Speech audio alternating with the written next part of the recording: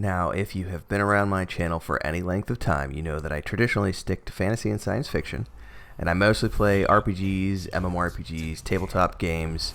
I'll do shooters and other things from time to time, but my focus is traditionally the fantasy and science fiction realm. But I do enjoy a good sports game, and if you've been here a while, you've probably seen me from time to time, very rarely. You'll see me playing like MLB The Show, NBA 2K, or Madden. But something that entered my orbit last year was the Formula One game for the 2021 edition. And I actually played it because it was part of Game Pass then, and I had quite a bit of fun. I treated it like a single-player game. I'm not here for the multiplayer component, although there is a huge aspect of that. I know next to nothing about Formula One, other than, it's an international sport that has traditionally been heavily focused in the European realm, but it is really trying hard in recent years to expand into the United States, North America, and beyond. And this is part of that push. So right now, the 2022 edition of Formula One is on Xbox Game Pass. And I was like, what the hell? I had a lot of fun last time. Let's go ahead and dive into this. And I will see what I can see with this year's edition. So this is going to be me giving you a review here on my channel of a game that I might not traditionally play. But I did, and I had fun doing it. So we're going to walk through that today. So hopefully you'll enjoy. And if you do and you're new here, don't forget to like, subscribe, and hit that bell icon so that you never miss an update as I continue to play all the things that I traditionally play on my channel. And of course, don't forget all the shows and TV films and all the other things we do, the books, the reviews, the cooking shows, all the other fun stuff we do. Check out the Discord, Patreon if you would. Support if you can with memberships, Super Chat, Super Thanks, and beyond. Without further ado, let's dive into the actual review for the Formula One 2022 edition here on the Xbox Series X via Games Pass. Now, right out of the gate, this game is a lot like many traditional sports games in that it is chock full of sort of things that you can customize that have nothing to do with the actual gameplay. It's purely cosmetic and purely related to the way that you want to make your game experience look and feel. So you've got your avatar, you've got your virtual showroom, you've got the place that you set up, which is like your home base, which is where your friends can come hang out and the way you can see your character portrayed in the screen. This is all kind of standard, setting up your avatar and everything else, but this is mostly just a social space. And to me, it was really boring, and it has nothing to do with the actual gameplay, but it's something that you have to go through when you first get into the game. It takes, 10 minutes or so. It's not actually part of the character creation process per se, but it is part of sort of like setting up your public avatar that you're going to be able to use for that social space. So once you get beyond that, you can actually get into the game itself, and that's where there's a complex range of things in this game to do. And obviously this is a racing game first and foremost, but how you choose to play this game, whether it's alone, whether it's doing the career mode, whether it's doing online play, whether it's doing trials and so on and so forth, there's a lot to do here, and that's kind of what I really want to talk about today. So beyond the social aspect, beyond the cosmetic aspect, it's a great way to interact with other people and showcase what you've worked on and what you have at your availability.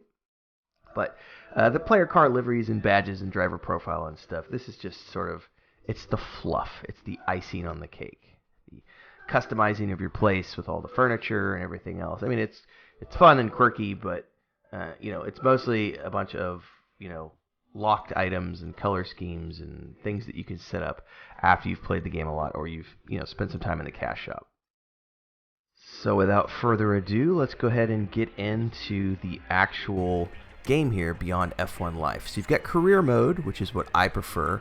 You have your options between the single player career or a team-based career where you could do it with two players playing as if you were on an actual Formula One team.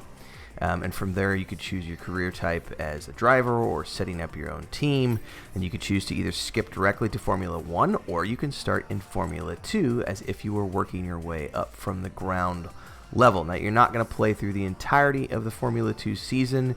You do kind of start off midway through and go from there. I like to do it that way because it's a great way to refresh myself on how to play. You can choose to do a full season or a custom season and go from there. And once you've chosen all of that, you can then set up your settings. Now, I don't have a controller, a steering wheel, and all that good stuff. I just have a regular old Xbox controller. So the standard and expert modes are not for me. I very much am going to go for the casual style, which it pretty much helps you auto turn, auto slow down, auto brake. It's not perfect. You will still crash if you're not paying attention. You can still spin out and go off the track, but the steering assist in particular is hugely a boon in my favor because I am not very good at these games otherwise. I'm just here looking for a casual experience. I'm not, I don't have a shifter and the steering wheel and everything else, so I'm not here to be competitive. I'm just here to have fun. But there's a ton of stuff you can set up here. You can, adjust the AI difficulty and the recovery mode, which auto resets you to the track if you spin out, wipe out, wreck, or things like that. So this is very much meant to cater to the casual player like me, who's going to just jump in from time to time and have a little bit of fun. Now, once you've set up your career identity, you get to choose a team that you're going to be driving for. This really doesn't have a lot of impact on your character or your stats or anything like that. It's just kind of like role play stuff. There are some perks that you'll get if you sign to a team from Formula 2 that you were a part of when you get into Formula 1. But apart from that, it's mostly just cosmetics and, I want to drive for Mercedes-Benz, or I want to drive for, BMW, or I want to drive for Red Bull Racing. Like, it's mostly just nostalgia for those of you who know all these teams and want a little bit of like, I'm actually racing for this team, and sponsorships and stuff. It's just a roleplay perk. Now, once we've gotten beyond that, we get into our first race, and the first thing you got to do is you got to do a qualifying round to see where you're going to place in the rankings. And this is where you get your chance to see what the game plays like for the first time. There's a lot of customization options here. When you get into the game, you're going to be able to come in and select your tires. There's stuff you could do to set up your car. You can adjust. Literally, there are so many settings here. If you are a fanatic of racing games and you really want to get the most out of this game, and you're playing with a full-on controller setup, not Xbox controller, but a steering wheel. What do you call that? Like an actual racing setup.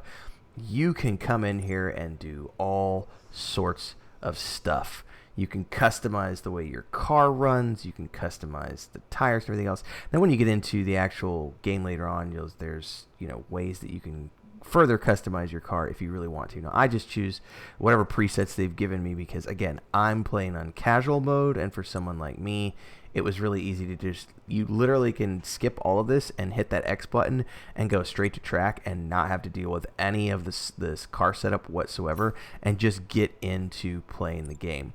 Once you've done that, it's literally just follow the green line and go around the track, and then, when you see red, it will, if you've got it on casual mode, it will automatically brake your car and help you steer around the corners.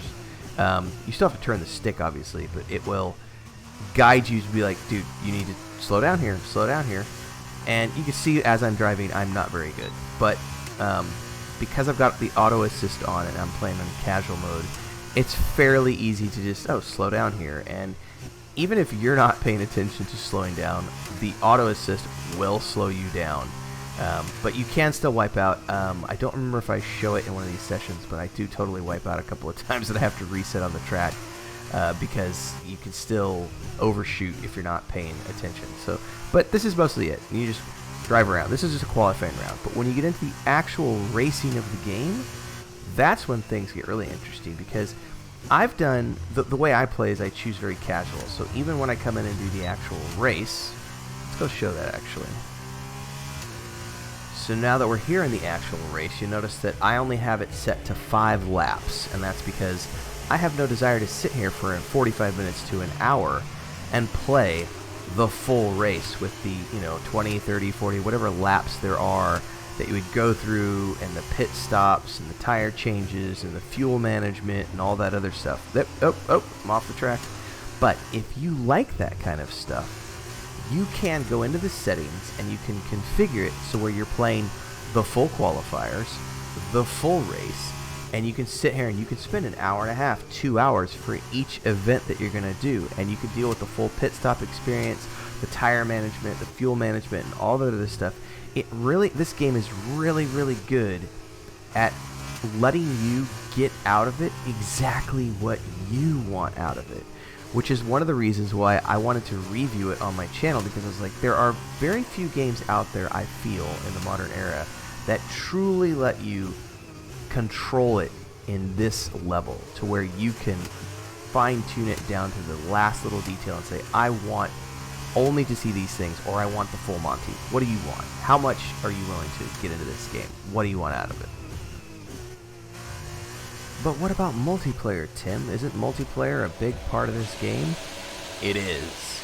And there are several multiplayer options for you to dive into, including the official Formula One campaign, like actual season that you can be a part of if you want to get involved in those events. But there's also just this very simple multiplayer component where you can hop in and do these races with other people. Now, I only do this occasionally because I'm not a big fan of the multiplayer component, but you, again, can completely adjust how difficult you want this to be. Do you really want to compete with other players, or are you just here to race against other player characters as opposed to artificial intelligence to get a little bit more of a challenge out of it? Because if you play it on casual mode like I do, there's no, you can't run into another player, there's no collision, there's less penalties for cutting corners, which I do a lot. You'll still get penalized. There's still some component of needing to pay attention to the track and the rules, but with the car collisions off and everything else, it's really not that big of a deal. It's just drive the car, go around the track, treat it like you would normally on a single player mode, and you're just racing against other players as opposed to AI. However, you can also choose to turn all the things on, have player collision and everything else, and have this be exactly like a real race. Now, one of the big components here is that when I'm playing against the AI on easy mode, I'll get first place every time. Like, I really have to screw up to not get first place. I am hard-pressed to ever earn more than 1 or 2 places in one of these actual races, because most of the people who are playing this competitively and doing the multiplayer component are playing this with an actual steering wheel and shifter stick stuff, and they play all the time. Like, that's what they do, is they just play this game. It's the same way if I ever try to dive into like the NBA 2K or the Madden or the MLB, the show multiplayer games. Those people play all the time, and I get wrecked every time I go try to do that, because I'm just a casual newbie who just plays very rarely. So that's something to consider if you're going to be diving into the multiplayer component of this game. Beyond that, of course, are the traditional item shop components if you want to get into that. The store is there if you want to deck out your character. You could buy these coins from EA.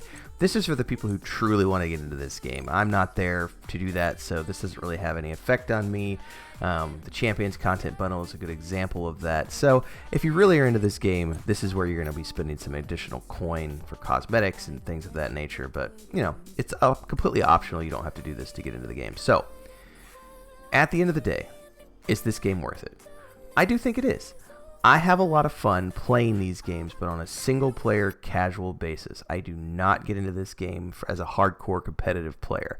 I just like to sink my teeth into it, log in for an hour here and there, run a couple of races doing the 5-lap circuits, and then I'm off to do whatever it is that I'm doing after that. So if you have Game Pass and you haven't ever done these games, I would recommend doing it. It's actually quite a lot of fun to just run around a track from time to time, and I do think the game is worth sinking some time into if you've never played Formula One games or never played a racing game, because it's so casual that anyone can do it. So give it a shot. See what you think. Let me know in the comments below if you have played this game, if you like these games, and if you liked this video, don't forget to like, subscribe, and hit that bell icon so you never miss an update. Support if you can.